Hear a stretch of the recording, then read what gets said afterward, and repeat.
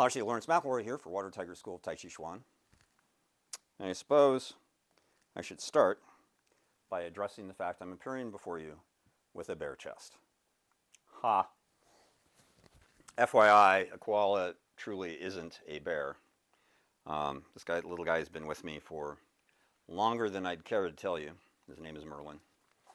And you might be curious as to why they started that way. Well, we're shooting this on September 26th, 2025, which happens to be a Friday. And that is Save the Koala Day, Save the Koala Day. And all of September is Save the Koala Month. And that's from Australian Koala Foundation. We didn't look for exactly when it started, but they started doing Save the Koala Month and Save the Koala Day because the koala in Australia went from a thriving species to a, vulnerable group. There we go. A vulnerable group to now the koala is an endangered species in Australia. So if you want to know what you can do to help, Google Save the Koala Day, or the Australian Koala Foundation. And I'm sure they'd appreciate any help you could give them. So there's that. Second, the t-shirt. Only the second time I've worn it.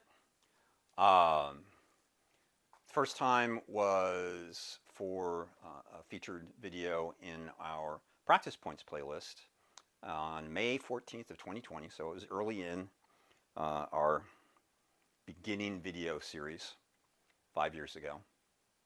And it was the Cheng Seng Fang's 10 practice points. So anyway, second time. Today, we're going to start with a warm-up from what Water Tiger School refers to as our Taiji Qigong Reeling Silk set. And that's going to be followed by focusing on a young family principle that we would refer to as meat on a hook. And we'll explain both of those as we get to them. So let's get to that. I'm going to finish my mint. Going to have a sip of tea.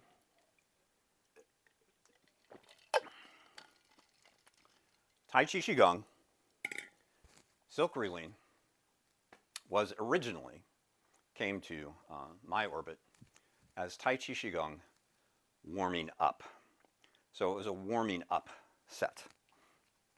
And its instruction was, shall we say, much looser. Guess that makes sense. It's a warming up set.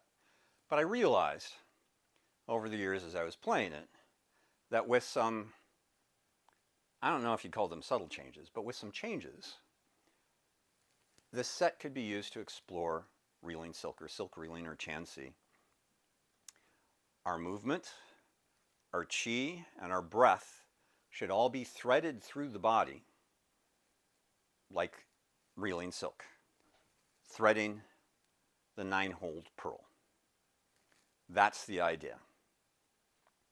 So to do that, what we've gone from, now the abdomen originally in the warming up set was something like this, moving in the two directions. You'll notice right hand's on the belly, left hand's behind the back. We'll get into the details there in a moment. But now it's much more subtle. So, regardless of the subtlety or not, the goals of the set, and kind of like anything else that I've done goal-wise or therapeutic quality-wise, I'm going to read these. 1, regain conscious control of the muscles in your abdomen and activate the belt channel. 2, loosen your Xie Dan Tian area so that qi can flow in and out easily.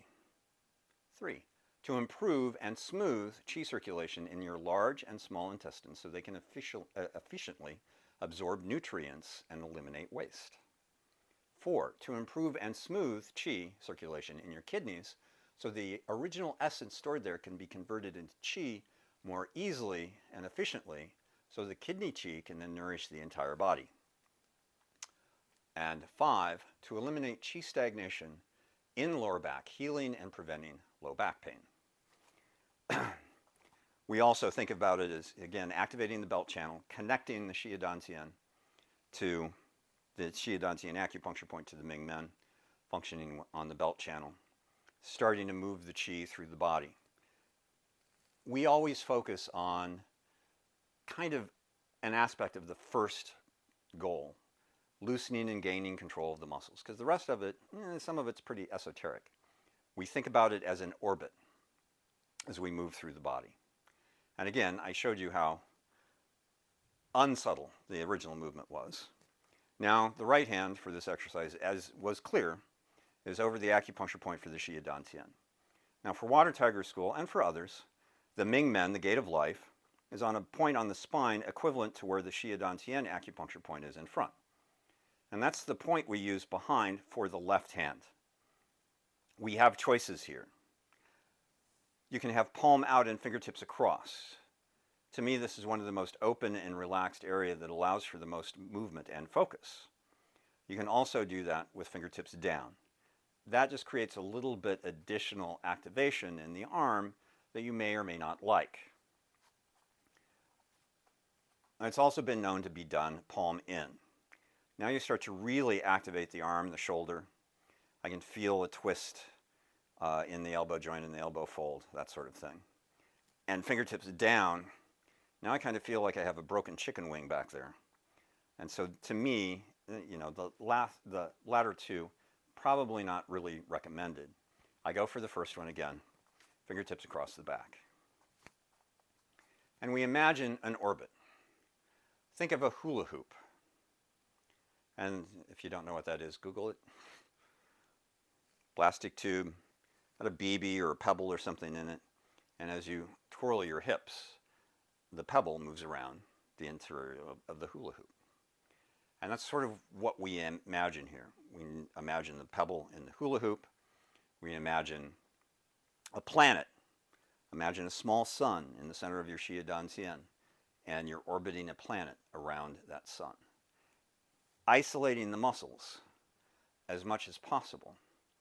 So I'm not moving the hips as I was before. I'm not moving the mid-torso as I was before. That it is within that belt channel, and hopefully not carrying too much down into the legs and too much up into the abdomen. What we say as we facilitate this is focus on what should be moving, not on what should not. Because if we focus on what should not be moving, well, McElroy Laoshi said that I'm not supposed to move. It's like I'm buried in sand up to my hips. I must lock all that in place. You do that, you're going to restrict your movement. So just focus on what should be moving as opposed to what shouldn't. So we're going to move counterclockwise first.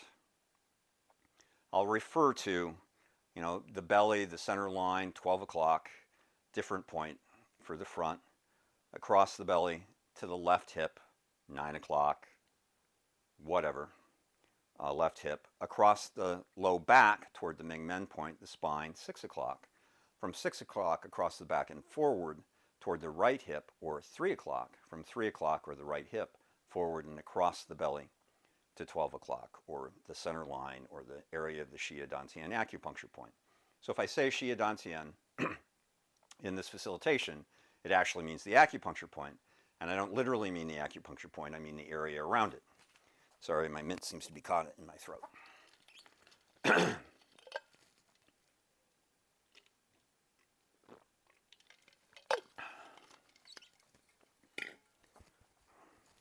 Those are markers. They're not necessarily where you have to be as soon as I say them. So kind of use that to set your pace. Fall a little behind, go a little bit forward. Hell, ignore me and do what you want. I'm not going to see you. So right hand on the acupuncture point for the Xia Dantian. Left hand on an equivalent position behind in one of those 4 places. Fingertips across, palm out, or fingertips down, palm out, or the same 2 positions with the palm in on that point. Your choice. So I'm going to settle into this position. I'm going to breathe a few breaths. I'm imagining that planet. You could also use, sorry if you're afraid of snakes or fish. You can also use the idea of a snake moving around that orbit. curling and going back the other direction, or a fish swimming just underneath the skin. Oh, whatever works. So I'm imagining and warming up that BB to start moving around the hula hoop of my body. Get the breath involved. Now, whichever aspect of the breath, inhale or exhale, that you want to trigger your movement, then get to the whatever comes before. So for me, it's going to be an inhale into an exhale to start the movement. And at the exhale, I'm going to start moving across the belly and back toward the left hip, from the left hip across the low back toward the spine, toward the Mingmen area, from the Mingmen area across the low back and forward to the right hip. From the right hip at 3 o'clock, forward and across the belly to 12. From 12, we're just doing 3 repetitions here, across the belly and back toward the left hip, from the left hip across the low back to the Mingmen, from the Mingmen area across the low back and forward to the right hip, from the right hip forward and across the belly to the area of the Shiadantian acupuncture point. One more time in the first direction, across the belly and back to the left hip, from the left hip across the back and across the low back toward the Mingmen area, the spine, across from the spine across the low back and then forward to the right hip, from the right hip forward and across the belly. Now as we come into the center line area, don't stop. Feel whatever you're orbiting kind of compress, maybe coiling of the snake to change direction, and bounce or uncoil and start slithering in the other direction.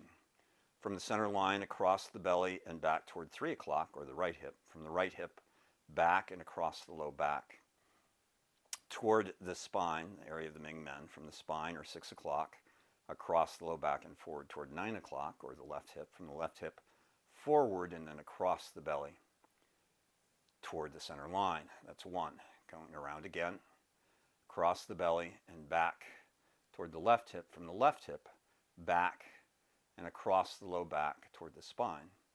From the spine, across the low back and forward to the left hip, from the left hip forward and across the belly toward the center line. From the center line, one more time around, across the belly from 12 o'clock toward 3, toward and back toward the right hip. That would be 3 o'clock. From 3 o'clock in the right hip, back a little bit and across the low back to 6, or the spine, from the spine area across the low back and forward to the left hip, from the left hip forward and across the belly into the center line. Let's go around one more time. Across the belly and back to the right hip, from the right hip across the low back to the spine, from the spine across the low back and forward to the left hip, from the left hip forward and across the belly to the center line. And as it comes in there, use an aspect of the breath to sort of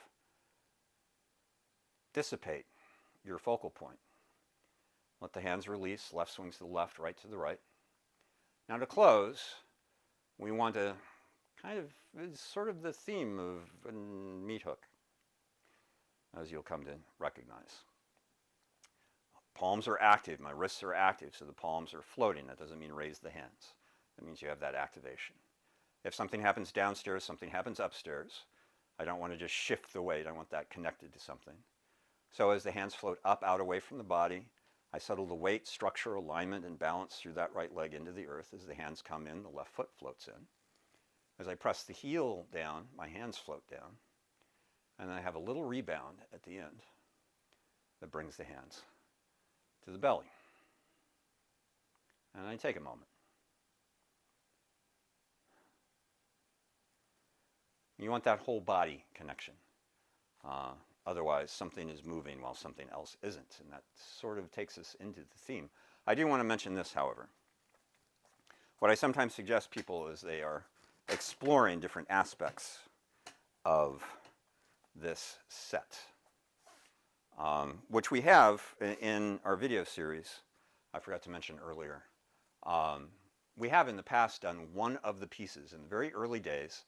It was April 28th of 2020, so 2 months in, or actually 1 month in, because we began sort of the end of March of 2020 while we were all locked up. And it was one of the Facebook Live videos, so it's in the Facebook Live playlist. It was Water Tiger for West Babylon. And it was in a short series that we did that was Laoshi's favorites. And it's one of the pieces from this set. It's rotating the ball. You might see it again as a warm-up as we move forward and move through this set. We haven't decided if we want to cut it because we've done it before, because we've done our best not to really repeat anything except advance and retreat for the Animal Frolic series. But anyway, I'm going to sit down. I'm not going to do the hands thing just so you can sort of see. I'm going to raise my hands up. And now, there's no way, my shirt a little bit, there we go. There's no way that my hips can really move. So, a little bit too, there we go. Maybe you can see a little ripple in the shirt and in the belly, moving around. I'm going to go the other direction now. But that way you can restrict your hips and still sort of do the exercise. I really would recommend a stool as opposed to a chair, but we don't have a stool in this household. So there we go, a little bit. The first piece of Water Tiger School's Taichi Qigong silk reeling. So meat on a hook. Blame this on the choice for our last Tai Chi video, which was child on a swing. All movement should be like child on a swing, because we were looking for the source material. What brought that particular principle into our awareness? I'm going to switch from cold tea to hot tea. Well, it was hot earlier. As we were looking for it, we picked up this book. It's got cover protector plastic on it, so it's sort of hard to read on camera. Tai Chi Touchstones, Young Family Secret Transmissions, compiled and translated by Douglas Weil. And as we were looking for Child on the Swing, which we didn't find in this book, I'm still pretty convinced it's in here somewhere. It's chapter 3 in the book, Exposition of the Oral Transmission, from Chengmen Cheng's Chengzu Taijiquan, 13 chapters on Taijiquan. And this is the 7th point. And sort of like the goals before for the warm-up, I'm just going to read this for you. I am not a meat hook. Why are you hanging on me? Taijiquan emphasizes relaxation and sensitivity and abhors stiffness and tension. If you hang your meat on meat hooks, this is dead meat. How can we even discuss sensitive qi? My teacher detested and forbade this, and so scolded his students by saying that he was not a meat hook. This is an oral teaching in the Young Family Transmission. The concept is very profound and should be conscientiously practiced. Now that's the original. And you can sort of get the idea from my teacher detested and forbade this, and so scolded his students by saying that he was not a meat hook. Seems to suggest that maybe this was about interacting with others. So maybe push hands, maybe no pattern fighting, no pattern hands. But we take it broader.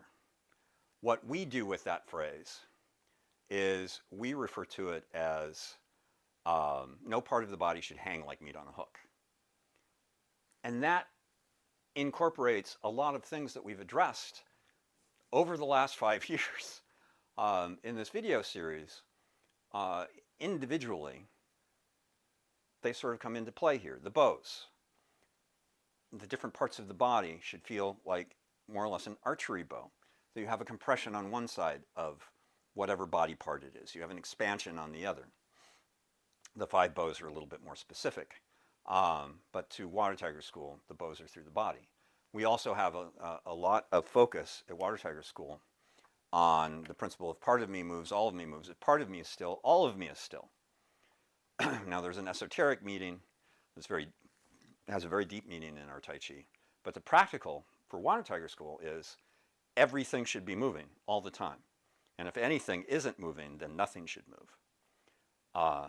Because if it's just standing there, just waiting for its turn to do something, it's not moving, it's not alive, it's meat on a hook.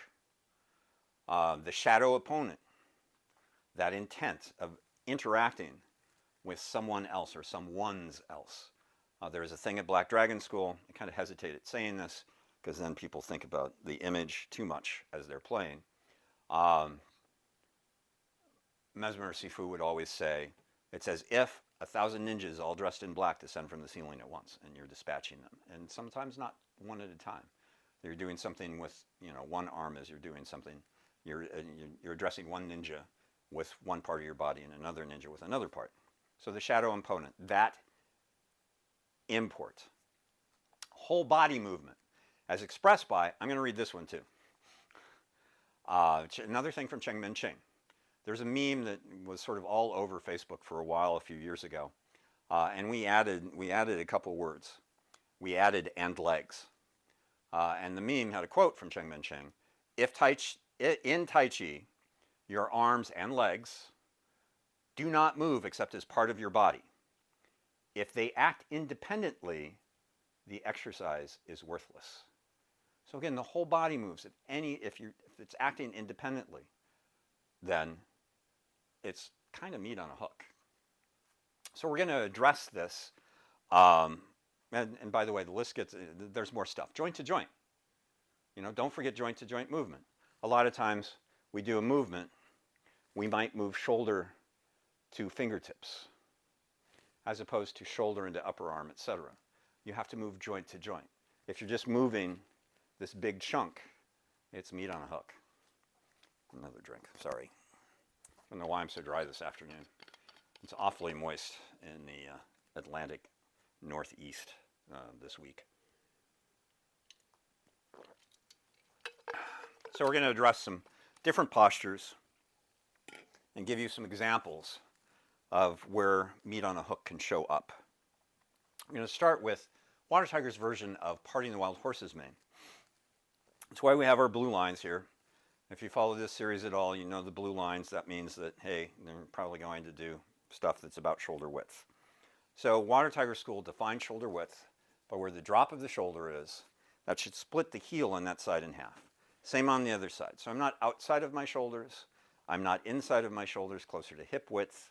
I'm right at the width of my shoulders, not even the outside of the delt or inside of the delt. I'm right underneath, kind of where you feel that original descent. And that's my shoulder width. Now, our four stance, we're going to do a left four stance first. And for Water Tiger School, that means the left foot is forward. For other people, that's a right four stance because to get into it, you have to start with the weight in the right.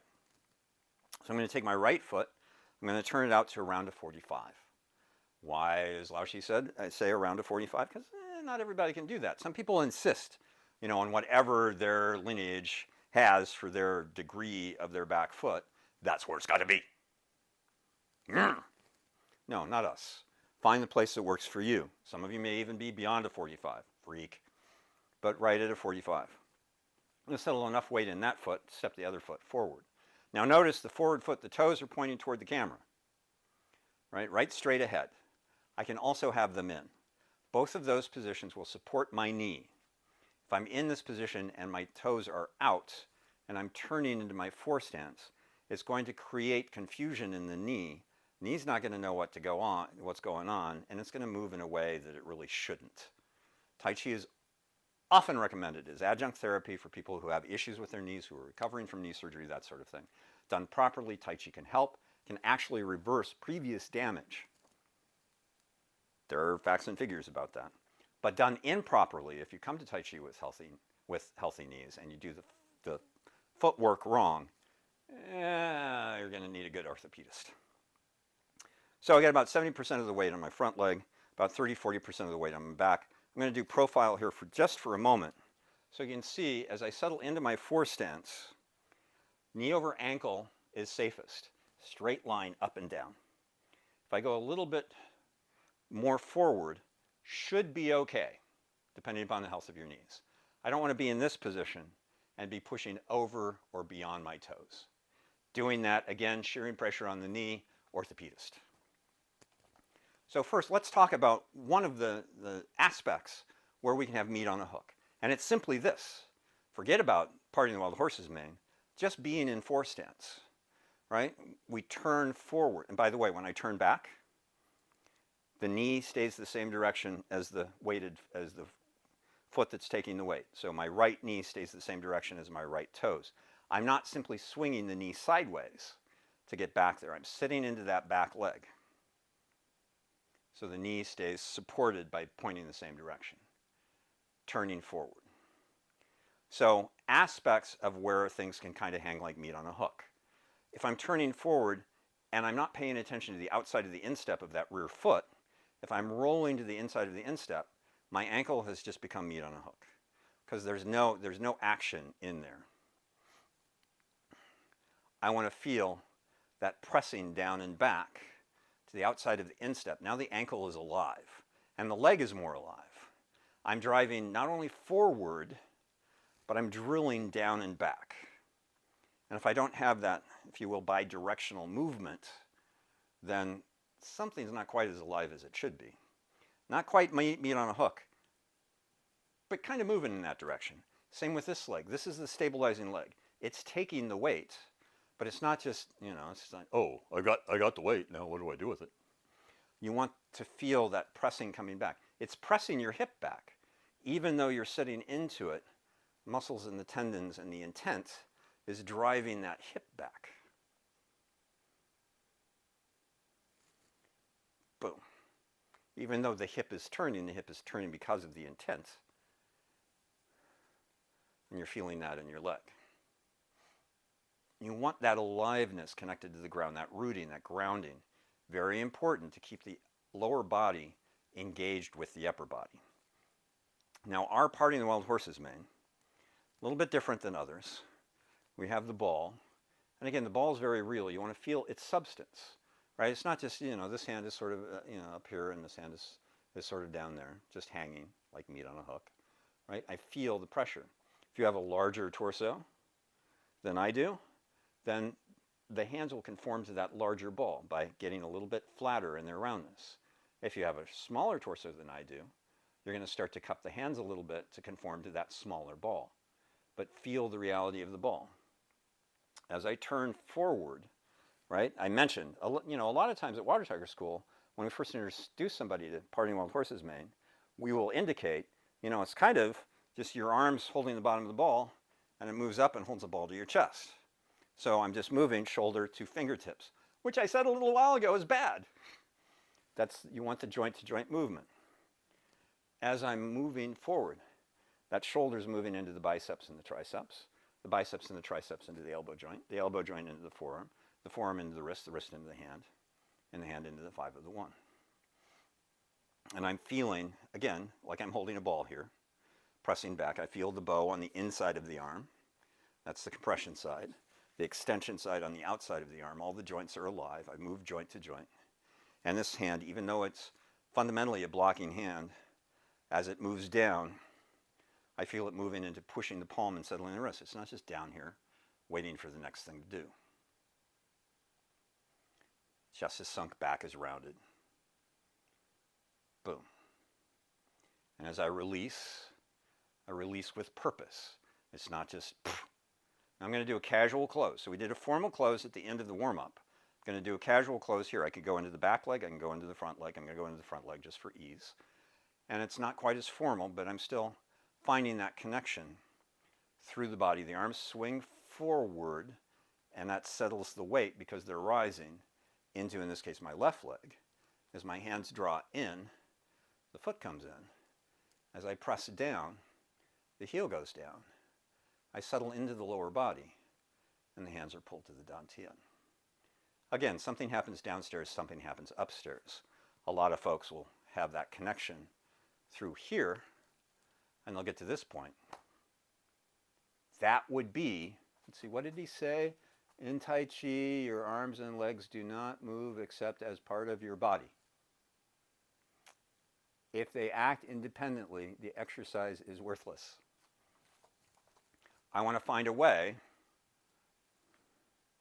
either by lengthening here so I can sit down into my body, or by shortening here so I can lengthen and pull the hands in. I want that whole body movement.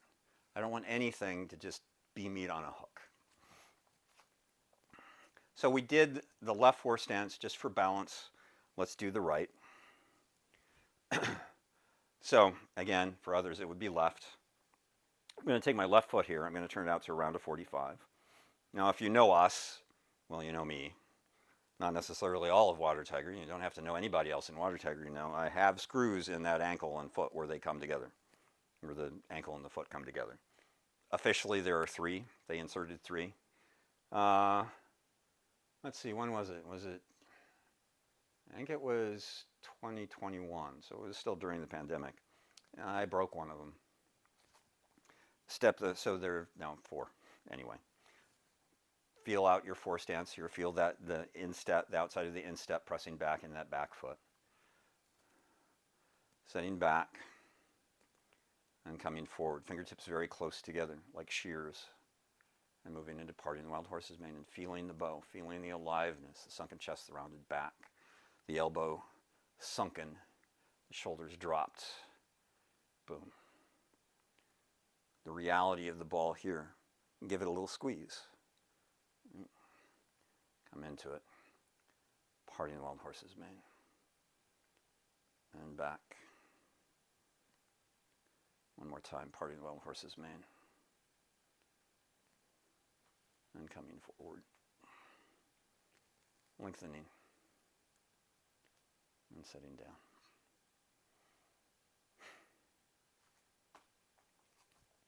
So that's utilizing parting the wild horse's mane.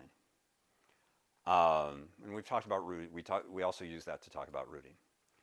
The sequence moving into playing the pei pa. Different people do it differently. We apologize. We should have looked up where that comparison video is. Variety is the spice of Tai Chi, or variety is the spice of practice, or something, where we addressed how different people get into pei pa differently. Most are relatively uncomplicated in the world of, you know, complex, and what's the word I'm looking for? I'm having trouble with words today. No, complex, is that right? Anyway, there's not a lot of movement in the way that they get into it. In other words, there's not anything extraneous. Water Tiger Schools is a little bit different. In brush knee, again, our 4 stance. Right foot around a 45, left foot slightly forward. This is the hand that brushed the knee. This is the hand that struck. Now, Water Tiger Schools is down, angled down slightly. Most people are up here. We feel within sort of the context of brush knee, as we do this, we imagine it being brushing a strike or a kick down that direction, which would angle the person's body down in that direction. So if I'm up here, I'm actually hitting air. Or a different ninja, but we keep it the same ninja. So this will be our starting position. Now, what most people do is some variation. I'm going to do a very meat hook-ish transition. Right? They just bounce back. Right? So there was very little non-meat hook in that. What I might suggest within that pattern is a little wave, little sort of like willow tree wave, coming back and turning into the right, lifting up as you turn forward to square off, and dropping the 3 heels. And by 3 heels, I mean a heel on the foot, kind of a heel stomp, a hidden heel stomp, and the heels of both hands all drop at the same time. So that gives you more movement through the posture. Do it on this side. Now, within the context of pei pa, in the 24 of the long form, you only do it on this side. So we're not going to eat time by doing it on the other side and creating confusion for people who haven't done that before. There's another video for that. That would be combined posture walk, brush knee pei pa. So again, I'm going to turn, I'm going to do that little extension, so it gives me some play from that bounce into that in strike. And again, hands just not delicate here, not just hanging, pushing the palm and settling the wrist. Little wave, coming back, chambering, and turning forward. And that can be a pei pa. Water Tiger School is a little bit more complex. That's the word that I couldn't come up with before. Although, maybe not. It's fun having my mind. We do a lot more. Our lineage, my instructor's instructor, learned Tai Chi in Japan. And some of the aspects of our 24 sort of have a little bit of a flavor of what one might refer to as Japanese karate. And this probably is why it's this complex. And I've actually made it more complex over the years as well. We continue moving forward. So from this position, what we do is first we have a little detour. So I'm going to rock back, and it's like I've seen something, and it's coming in to attack me. Now, as I drive with my fingertips this direction, what I see is a spear or a staff coming toward me, and I'm moving to deflect it, but then I see this high punch coming in over here, and since I'm over in this direction, that's a big distance to come in and catch the punch, so I have to take the short journey and do an over-the-top block. And from the over-the-top block, my right hand presses toward my left shoulder and my left hand presses toward my right hip. And then I turn forward and drop the 3 heels. So all aspects of that, including as I move into that overhand block, you'll notice that my left hand disappears. So here's my detour. Here's my overhand block. Now watch my left hand. See the difference? It was flexing. It was feeling the viscosity of the air. It was blocking something behind me. To match the energy symbiotically from the right hand and then moving into that compression, that sort of accordion-like compression, which again has intent. I feel a block and a block, but to manifest that, I feel myself pressing against something. It can, you don't have to go all the way to the left shoulder. You don't have to go all the way to the right hip. Not everybody has that ability to do so structurally or flexibility-wise, arm length-wise, that sort of thing. So I'm at least moving toward the center line, but you can see how the hands respond to the movement. It's not just, oh yeah, Laoshi told me the hands have to be over here. They have that activation, and then drawing up and setting down. So that sequence again, for our entry into pei pa, there's the brush knee, or you can be up here. There's the detour, behind, coming in, pressing toward the left, pressing toward the right, turning forward, and boom. And a little casual close.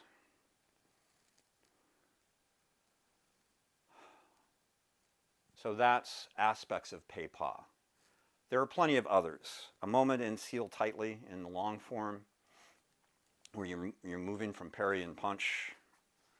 You do something, you do more or less separate fist, but then extend it, and that hand releases and then reactivates.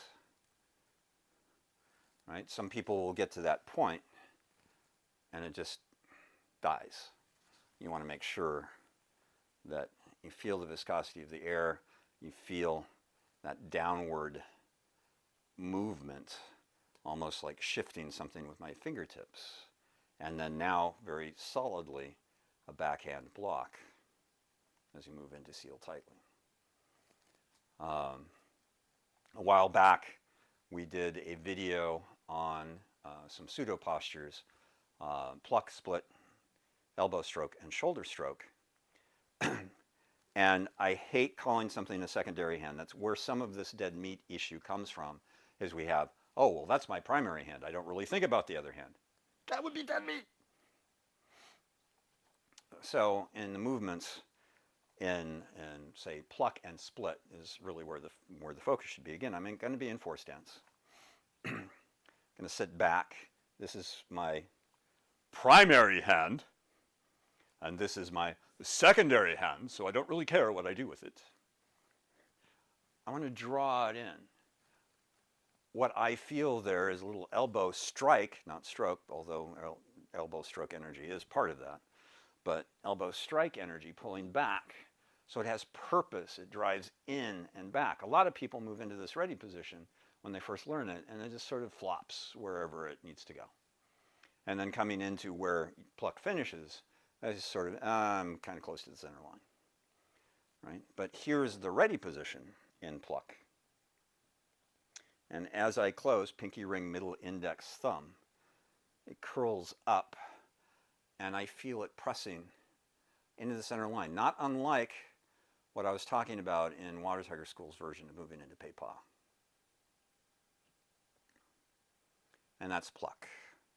So from here, drawing the shadow opponent, the ninja all dressed in black, trying to kill me, back and to the side, then grabbing, pulling them down, and pressing them up with that hand and throwing them that direction. Split, which is the second posture, not all that different. Coming back, drawing them in. And by the way, pluck, I'm grabbing one finger at a time. Split, I'm coming across the front, pinky ring, middle index, thumb, but the intent in that close is not grabbing this time. It's creating the head on a hammer, the spiked ball on the end of a mace. And this hand again, pressing into the center line, pressing against the opponent's body as you break their vertical alignment and shoving them that way. So pluck, reality, drawing back. There's that elbow strike energy, and split. I'm going to close into the back leg just for difference. We're getting close to the end here. I just want to do those two on the other side. So I'm going to shake that out.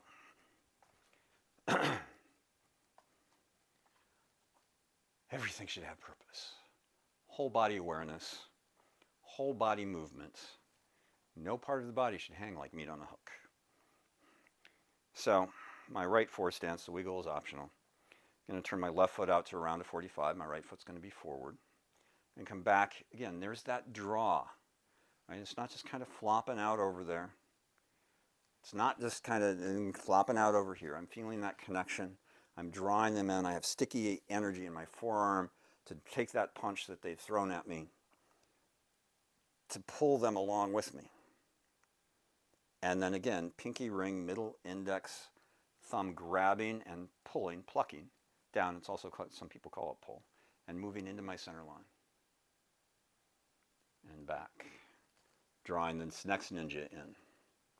And closing to create that mace, pinky ring, middle index, thumb, and pressing into the center line. Maybe going beyond the center line, depending upon my range of motion. Let's come back and do pluck and split at least one more time. Pinky ring, middle index, thumb, probably two more times. And back. Protecting that back knee, making sure as I turn into four stance that the outside of my instep of my left foot is pressing down and back. And then my legs give me the stability and the root that I need to get the job done. Pressing in, coming back, pinky ring, middle index, thumb, splits. That was 3. So a little casual close. And I mentioned at the top of this, based on the text, with what the instructor says, I'm not a meat hook, so don't hang on me. That context, sometimes what we get in push-hand partnerships is, here's the protective arm, here's the partner's hand, and it's just sort of floating there. There's no, it's just, if anything, it's just you're relying on their arm to hang you, to hold you up, right? To hold the arm up, to hold the hand in place. But I'm just relaxed and just sort of sitting there like meat on a hook. I want to root to my partner. That connection point in your push hands is active. Feel that root. Feel that, again, no, it went away. Tan-nian-jing. Adhere stick energy. I want to feel that stickiness. I want to root to my partner with my hand the same way I root into the floor with my feet. That way, you're not hanging on your push hands partner or your sparring partner. You are actively engaging them.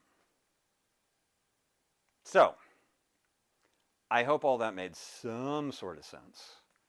I know we covered a lot, and there was a lot of talking in this, but there's also some action. So I hope you appreciate that. Some people don't, I understand that. And if you don't, that's okay. Even let us know, politely, right? We don't ask YouTube to allow us to preview comments because we want to get rid of the negative stuff. We want to keep you from having to see, where you have to go to get a date, because those tend to show up if we don't do the comment previews. However, if you flame us, that's sort of a different matter. So again, today's topic, meat on a hook, came from Young's family, Secret Transmissions, Douglas Weil. If it's not in your library, you might want to find a copy. We may pull some, we might be looking through that for some more Tai Chi topics, we're not sure. And we're still kind of contemplating how we're going to continue the Qigong series. You might start seeing maybe some complete sets as opposed to bits and pieces. We don't know. We have 3 weeks to decide. So again, we're trying to keep the 3-week. We're striving to, that's not really much different than trying. We're doing our best to keep it at every 3 weeks. Sometimes that doesn't happen. And sort of with the preview and comment thing, we also post a link to this on our Facebook page, so that's a little bit more free range there. But again, if you flame us there, you won't be on the page very long. Thanks for your time and attention. I hope you appreciated this. I hope it meant something to you. Maybe it made you aware of something, or at least put another check mark on, hey, I'm already doing that. Cool. And I guess you'll see us next time. Thank you much for your time and attention. It's appreciated.